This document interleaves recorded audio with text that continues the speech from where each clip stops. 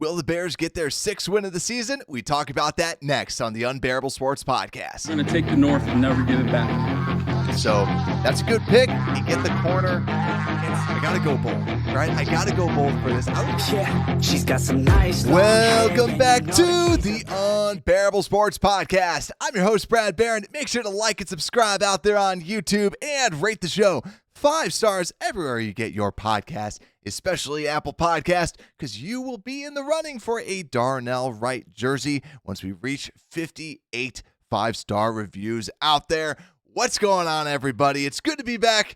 My family got hit by the plague all of a sudden. That's what winter will do to you. My throat wasn't really working right, so kind of took a little week off. Bears lose to the Browns. Not a pretty game. Not going to recap that too much. But guys, at least the defense is playing well. And I'm excited to talk about the Arizona Cardinals, 3-11. I really think that the Bears have a chance. But you already know what we're going to do. We're going to break down the injury report, the defense, the offense, and then last but not least, go into the game predictions and what we think is going to happen in the game. But let's get this show on the road, shall we? So the injury report, we got to break this down. And the biggest name that's out there is Tevin Jenkins. Tevin Jenkins did not participate on Wednesday, did not participate on Thursday with a concussion injury.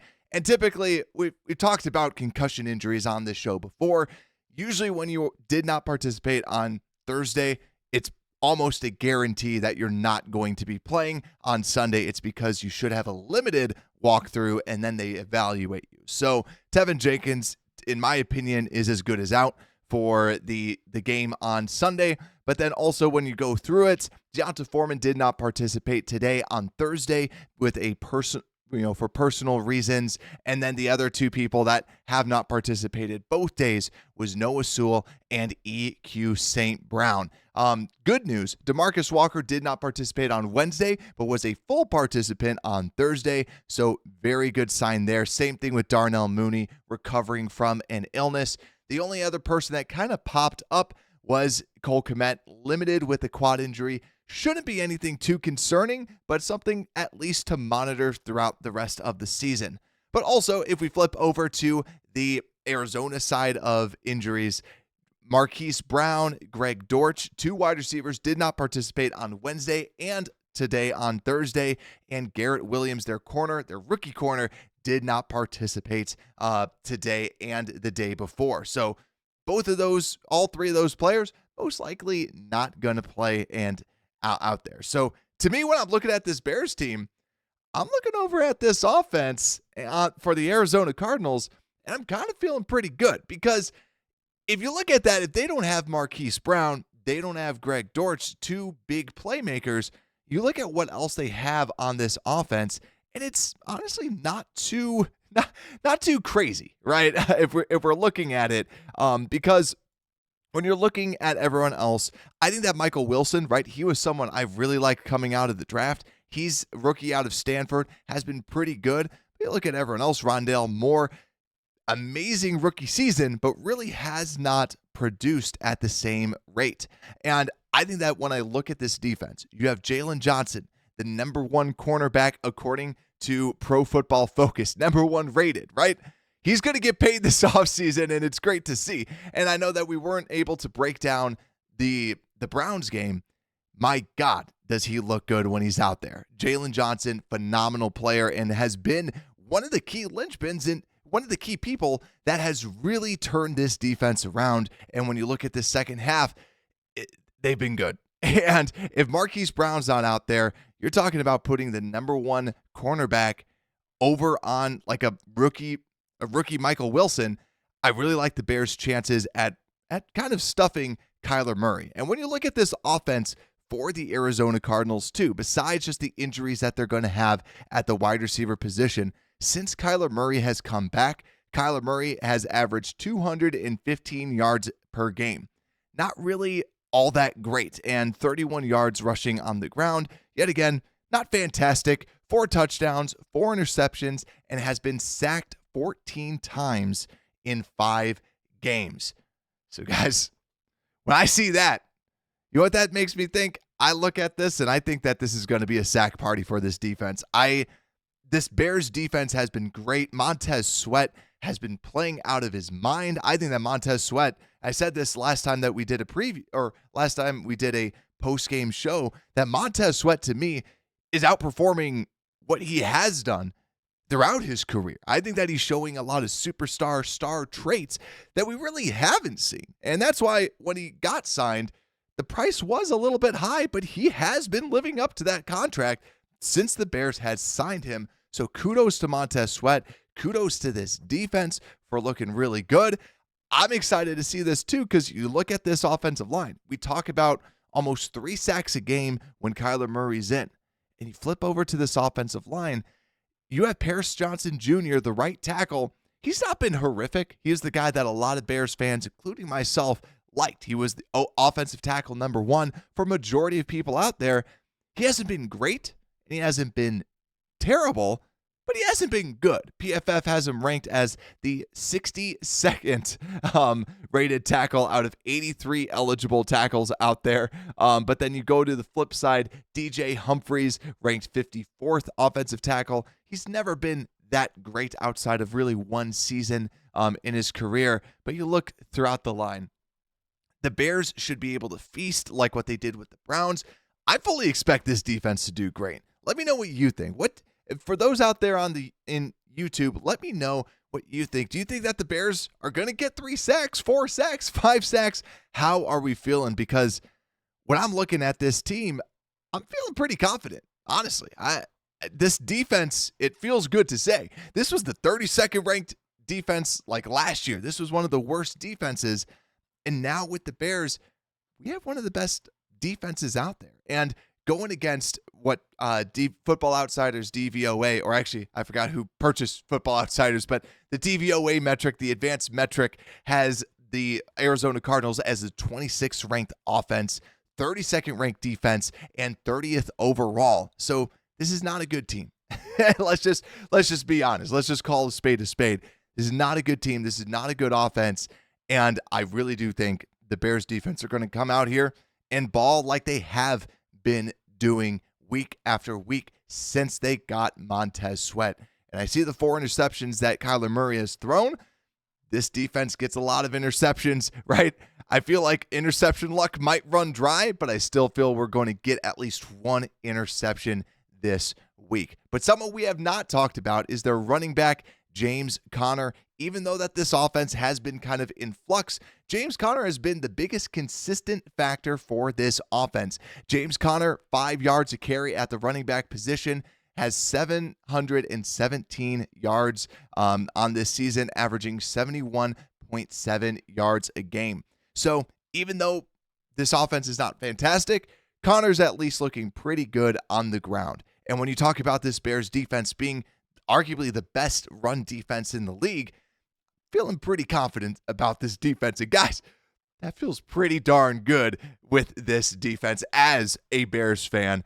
So let's talk about it, right? I don't have a graphic up in the top about the X Factor, but let me know down in the comments, who is your X Factor on this defense that is going to really kind of turn the tide against this team? Because, I could go Montez Sweat. I can go Jalen Johnson. I think to me, the person that I think is going to be the X factor that transforms what this defense can do is going to be Edwards. I think that TJ Edwards is going to be the X factor for me because we've seen TJ Edwards ball out. We've seen TJ Edwards be the best linebacker that the Bears have had in quite some time.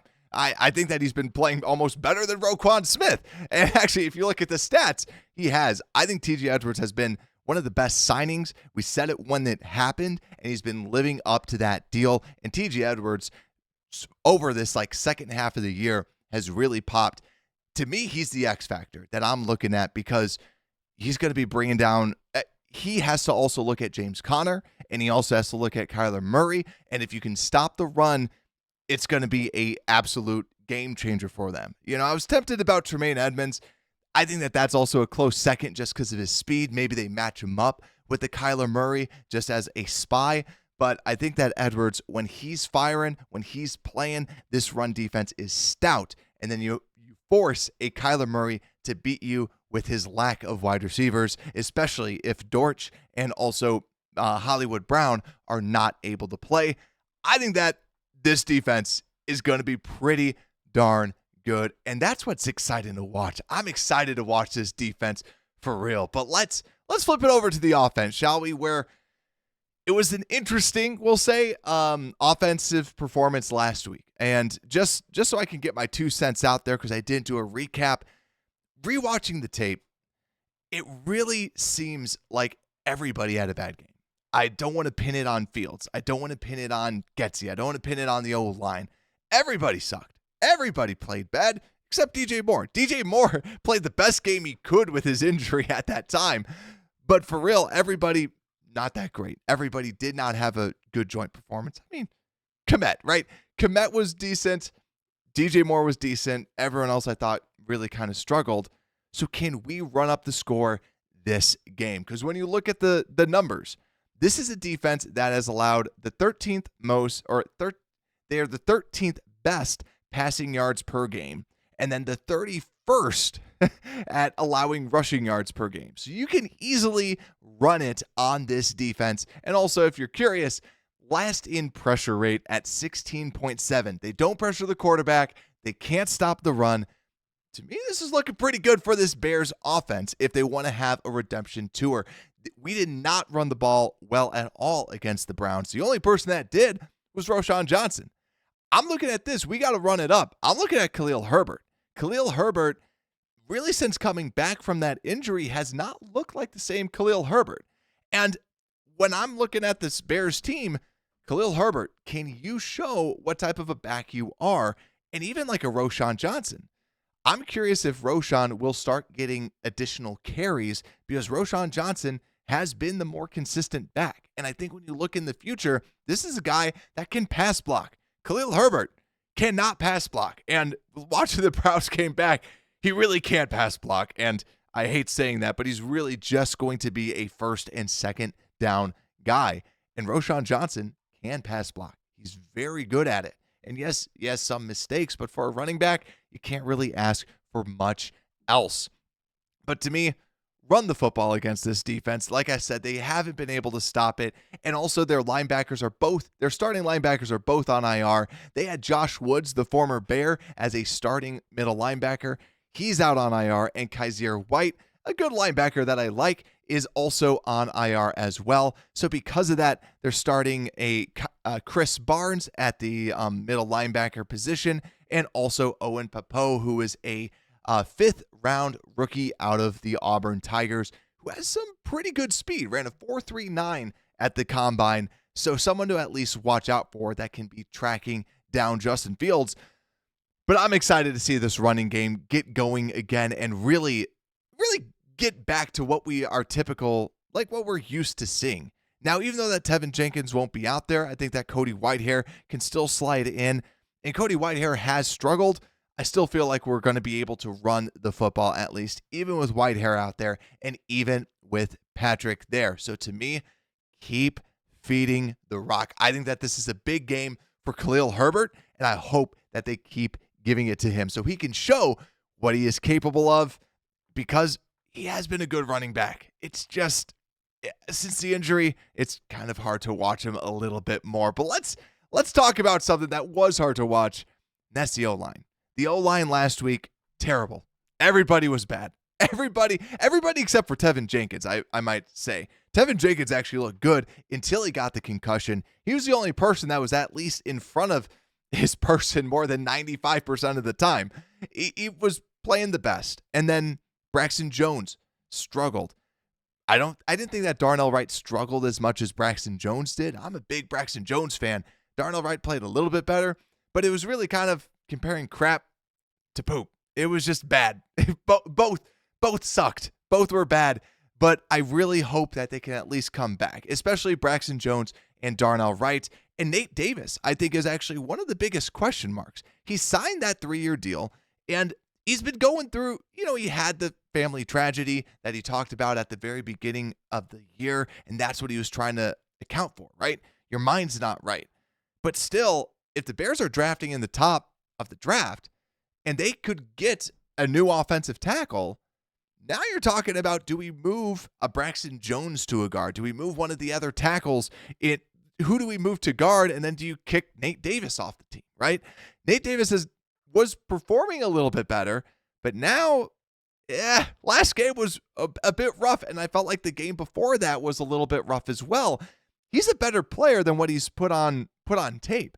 So that's where I'm hoping that he can at least show something and show some signs of life before the end of the season, because it'd be better if we don't have to fill his spot after he did sign that 3-year deal. And I don't have the contract numbers in front of me right now, but I don't think it's like a huge cost savings. I think you're literally saving maybe $1 million or $2 million. Like I said, I don't have the numbers up, but I remember looking at it.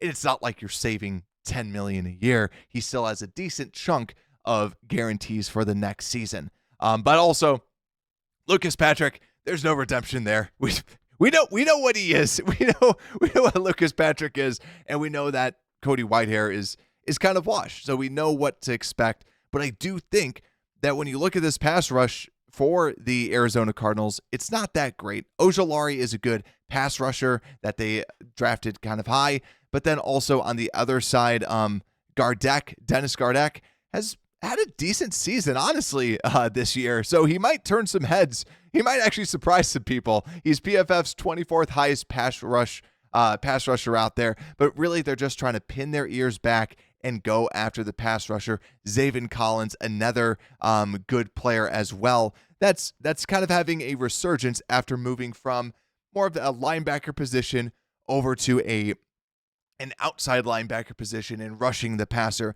Has really kind of had, I don't want to call it a resurgence, but looking a little bit better at the defensive end spot. But let's move on to the last guy. I'm saving the best for last. The best top talking point, Justin Fields. Justin Fields, so much talk in-house, and I saw this out on Twitter, and I try not to go out to Twitter anymore just because the amount of craziness, the amount of bickering back and forth that goes out there on Twitter every single day. Is Justin Fields the guy? Is Justin Fields not the guy? I'll tell you, I'm watching all the quarterbacks now. I see why people like Caleb Williams. I see the hype, and I'll definitely cover the draft prospects, and I'm watching multiple games before I form an official opinion. I see why people like him, but I still think that Justin has something. And you look progressively, every year he has gotten better. So I really hope that he can at least end the season looking good. And if you do keep Justin Fields, trade back, get some capital for the first round. So let's say that your team does do well and you're like, you know what? He's not the guy. Then you could trade up and you have enough capital to move wherever the heck you want and get whatever quarterback you want in that draft. Something to at least think about. I can't wait to cover the draft. I have a bunch of other things that I want to talk about with this quarterback position. But for now, Justin Fields coming in, like I said, 13th they're 13th best statistically speaking against the pass. But when you look at who they have out there, obviously they have Budda Baker at the safety position. One of the most consistent safeties. I wouldn't say top. I don't like to think that he's absolutely elite. He just does everything really well. He's a very good, very solid safety out there. But also PFF has Jalen Thompson, the other safety they have, as the 23rd overall safety, having a pretty good year. But then when you look at the cornerback position, you have a Starling Thomas, undrafted rookie free agent out of UAB, has been really struggling this year. Garrett Williams, like we said, kind of banged up at the nickel position. Not great either. So these cornerbacks, you can at least attack. These corners, you can really kind of do something with. But when we flip over to the offensive side of the football, it's just a PFF grade. But when you look at the Bears, Darnell Mooney playing like the 104th ranked wide receiver and Tyler Scott playing like the 106th ranked wide receiver, I kind of agree. Like, the wide receiver position has not been great. I'm a huge Darnell Mooney fan, but it looks like he's checked out, and it's hard to see. And I think that there was a stat going on around there that the wide receivers have created the least amount of separation. That's hard to see. DJ Moore is the only one that's really doing anything out there, and I don't think that it's hard to say, but I don't think there's much sign of optimism. Maybe you get Scott more involved, but it really is the DJ Moore show. So DJ Moore, if you have him in fantasy, start him because my God, he's just as going to keep getting fed as well as Cole Kmet. But I think overall, Justin Fields, this is a good rebound game for him. I think that this is not a great defense, but this is someone that you can get the ground game going and you don't have to do it all. You can really kind of be that game manager and just throw it to your stars, your studs with DJ Moore and Cole Kmet, and that could be enough to truly win the game as long as you get that running game going and you have a Justin Fields run the football a little bit more. And we'll see if he actually gets some calls after these refs get called out yet again for some of these plays. But we'll see. But let's flip over to the X factor for the offense. As always, let me know down in the comments, who is your X factor for this offense that can really kind of turn the tide for this offense and really spark something? Because when I look at this Bears team, when I look at this Bears offense, I immediately go to Darnell Mooney. As a fan of Darnell Mooney, I think that he can do something against this team. But honestly, I don't want to say giving up hope, but I think that the more that you see it, the more that he's not performing like the way he used to, right? It's just rather unfortunate. I think to me, the X factor is going to be Khalil Herbert. Like I said, Khalil Herbert, he has to prove a lot, and this is a perfect game for it. I think that Khalil Herbert is going to be my big X factor because when he's going, he's getting 7 yards a carry, right? When Foreman is going, he's getting 5 yards a carry. When you have Khalil Herbert going, he's averaging 7 yards a carry. He's my X factor because if he can play the way that we know he can play and that he has played, I think that this becomes a very unstoppable team because you're getting massive chunks of yards. That's why Khalil Herbert, to me, is my X factor. But like I said, out on YouTube, let me know down in the comments who your X factor on this offense is. But it's the time of the show. Let's break down the predictions and a bold prediction. As always, let me know down in the comments, what do you think that the score is going to be? And also give me one big, bold prediction, what you think is going to happen during this game. And guys, I'm feeling optimistic. I'm feeling bold with this Chicago Bears team because I look back at the other weeks for the Cardinals. They put up 29 against the 49ers, but before that, 10, 14, 16, right? They still were not putting up a lot of points. I think that the Cardinals are only going to get about 10 points against the Bears. This is at home, in Chicago. I think fans are going to be going crazy for this defense because there's nothing more we love more than the defense. This is also a game that we might be able to win. We're going to be going crazy. It will double the win total with a win here. I think that the Bears fans are going to be going nuts. I think we only allow 10 points. And when I look at the offense for the Bears, how many points can we put up? This offense has been playing, we put up, the defense kind of put up 17 points. But before that, it was 28 points to the Lions, right? This is not a good defense. This is the 32nd ranked defense. This is a defense that we should be able to run up the score. I think the Bears blow them out. I think it's going to be 31-10. I'm going to go bold. 31-10, 27-10. I'm going to go 31-10. I'm going to give it to the Bears. I think that ultimately they go off. And I think the bold prediction, bold prediction, I either want to say two 100-yard rushers or 300 yards rushing would be insane. I just think that the Bears are going to just freaking run it down their throat, and that's all they're going to be able to do because they have the Cardinals have not been able to stop it. Like I said, they allow around 140 yards a game. I think that the Bears, screw it. They're going to have two 100-yard rushers. That's going to be my bold prediction. We're going to have Khalil Herbert and Justin Fields because Khalil Herbert is going to probably I'll say he pops one off. But actually, speaking of running the football, Velus Jones. Guys, we got to talk a little bit about Velus Jones before we do the coin flip bracket. Velus Jones, we've joked about on this show. I know that some of our fans out there, like down in the comments, were probably like, dude, Velus, right? And pointing at the screen going, Velus as running back. We talk about that. Velus looked good. And I think, honestly, he switches it up. Now, the biggest fear is him holding on to the football. You want your running backs to be able to do that. But we said it when the Bears drafted him. You can go back and watch the old episode if you really want to. When we drafted Velus Jones, my comp for him was Cordero Patterson. He's not a wide receiver. He's a playmaker. He's someone that runs straight lines. He's not a quick, cut on a dime type of guy like in routes. He's more of he runs, he's so fast and he kind of like weaves as part of his agility rather than quick start stop going side to side.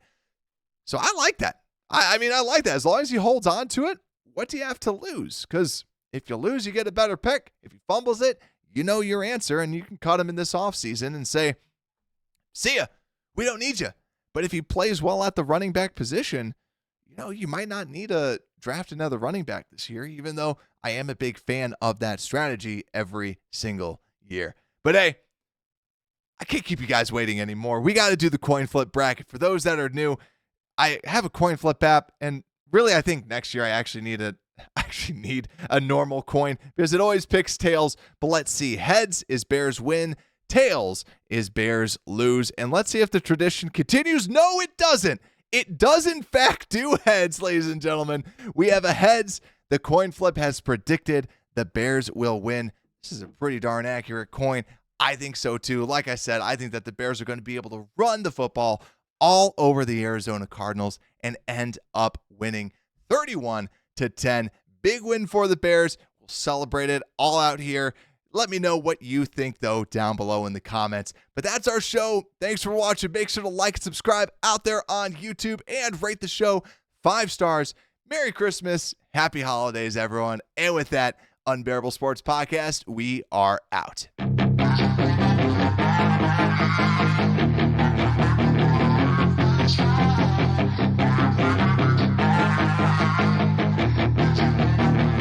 Yeah, she's got some nice long hair and you know that she